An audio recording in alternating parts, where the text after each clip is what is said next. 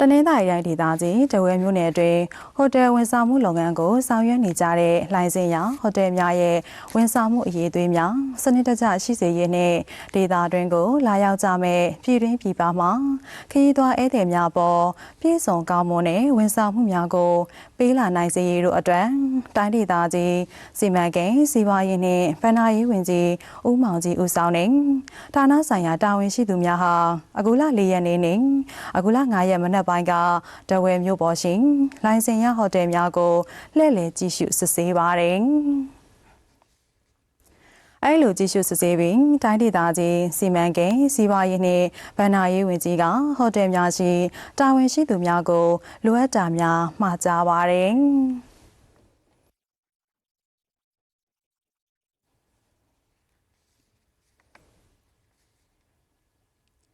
အဲဒီနောက်တိုင်းဒေသကြီးစီမံကိန်းစီးပွားရေးနှင့်ဗဏ္ဍာရေးဝန်ကြီးဦးဆောင်တဲ့ဌာနဆိုင်ရာတာဝန်ရှိသူများက